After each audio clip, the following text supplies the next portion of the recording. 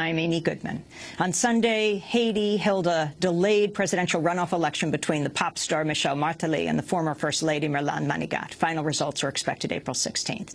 2 days before the election on Friday, Haiti saw the historic return of the former Haitian President Jean-Bertrand Aristide after 7 years in exile in South Africa.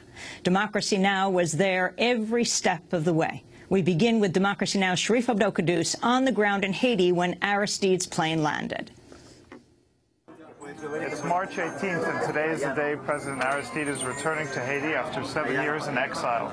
On our way to the airport here, there were banners that said, "Bon retour, President Titi." That's "Welcome back, President Aristide." We're waiting in line here. He's just flown in from South Africa on a plane with our own Amy Goodman, Danny Glover, and his wife and children.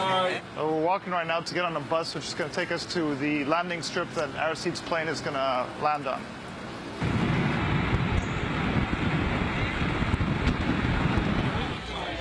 It looks like the plane of Jean-Bertrand Aristide has landed in Haiti. It's been 7 years since he's been here.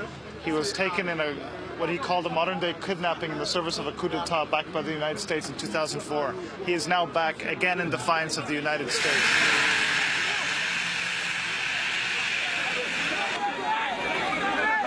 Aristide's plane has landed. The press broke through the barrier and has come waiting at the foot of the plane right now. We're waiting for Jean-Bertrand Aristide to come out of the plane. Hi, I'm Amy Goodman. We're here in Port-au-Prince. The president has landed. We are here in the plane. James Early of the Smithsonian and Danny Glover are the first to step outside. Thank you. And here comes Danny. How are you feeling today, Danny? Amazing. It's really quite exciting. Danny Glover just said he is feeling amazing. Ira Kurzban, your thoughts as we deplane in Haiti? Well, I promised myself this would happen 7 years ago, and we're very happy about it. There is a mass crowd here. The Aristides are about to deplane. There's flowers waiting for them.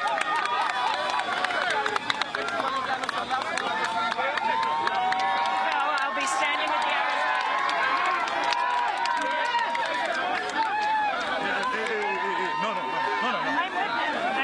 with the Aristides. It's mass chaos. Mildred Aristide and the children. Mildred is crying. President Aristide is coming to the nose of the plane. President Aristide is being jostled as all the cameras are here. President Aristide is coming into the diplomatic area. It is a crush of cameras. In 1804, the Haitian Revolution marked the end of slavery. He addresses the crowd. May the Haitian people mark the end of exile and coup d'etat, while peacefully we must move from social exclusion to social inclusion. Once again, thanks from the bottom of our hearts. Aristide goes on to speak in Spanish. He addresses the crowd in several languages. When he speaks in English and says, exclusion is the problem, inclusion is the solution, he doesn't directly reference his party, Famille Lavalas, which was excluded from the election. But when addressing Haitians in Creole, he's more explicit. You are right. If we don't salvage our dignity will be gone. Yes, you are right, because the problem is exclusion, and the solution is inclusion. The exclusion of Famille Lavalas is the exclusion of the majority. The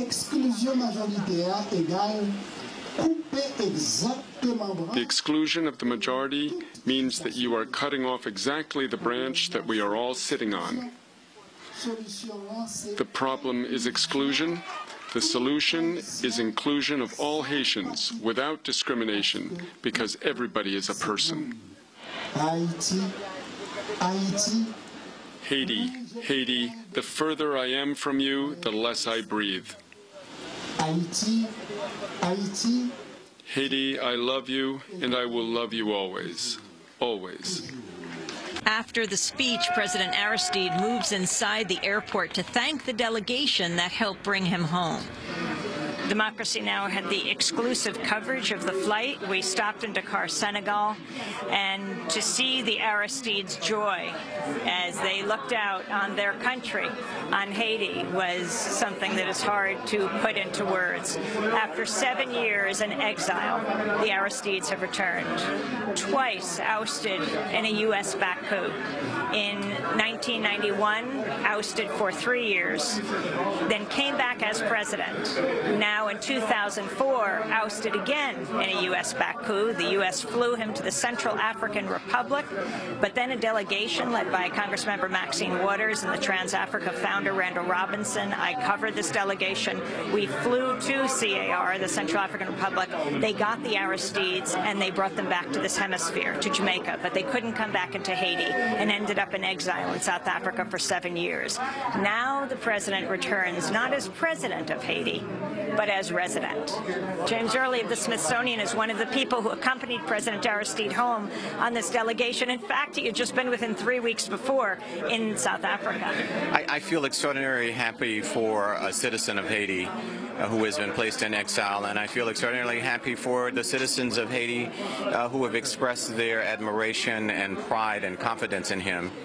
He really is a social individual. This really is not about him alone. It's about what he represents, and I'm very disappointed that the government of the United States has used such diplomatic currency against this individual. It's just absurd. It has not worked. It discredits us being sincere in the international arena, and it really limits our ability to show our virtues. So I'm happy, and but as a citizen from the United States, I'm a little saddened by the views expressed by our government, which has not contributed, in my view, to an environment of peace and open debate among people. So this is in many ways less about support for former President Aristide as an individual, as it is about a citizen's right in his or her country and the rights of his or her fellow citizens to say we love and admire you and we want you amongst us. President Obama called South African President Zuma last week, urging him not to fly the Aristides back to Haiti. But the South African government said they would not cave to pressure. A South African government representative accompanied the Aristides on their trip from Johannesburg to Port-au-Prince. Matsidiso. And your thoughts as you arrived in I also feel so overwhelmed seeing the welcome, the reception that Mr. Aristide received. I'm so proud of South Africa having hosted him all these years and brought him back healthy. The family is now stepping out. Mildred Aristide, Christine and Michael, they're 12 and 14, will go with them. Okay, everyone's jumping on the car as the Aristides leave. We're going to try to get in this car here. When we get in the car, where were the delegation? We are now in the van following the Aristides heading home to Dakar, which they haven't seen in 7 years, and 7 years of exile. And there are thousands of people who are running, jogging alongside the vans. They are trying to look in. They are joyous. They are singing. They are chanting. Kim Ives is with us here in the van. Kim is with the newspaper Haiti Liberté. Kim, what are some of the things that they're saying? Some of them are saying, Lakai c'est Lakai, home sweet home. Bon retour, welcome back, Aristide. Good welcome. Aristide, ou important pour nous. You are important for us.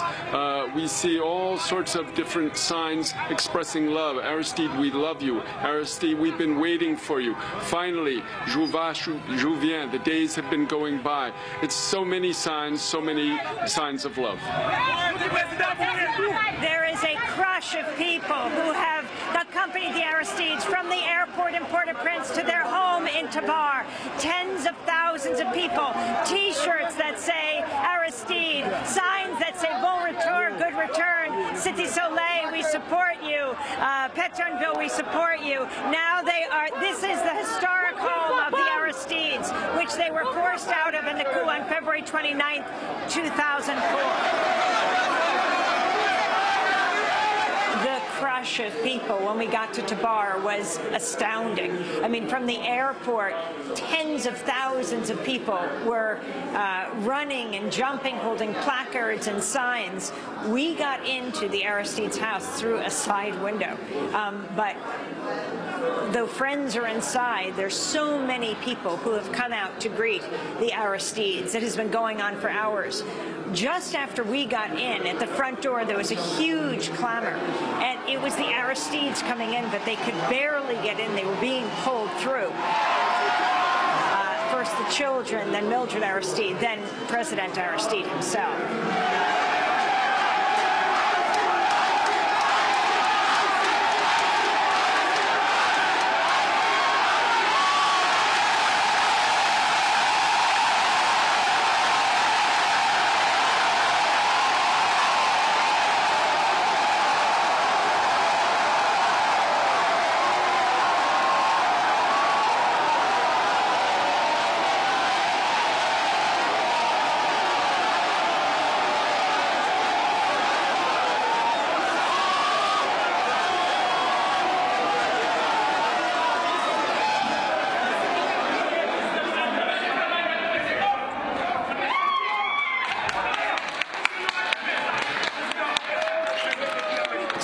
The place where the Aristides lived until February 29, 2004, when the U.S.-backed coup took place. It was guaranteed their house wouldn't be destroyed. In fact, it was sacked. It was ravaged.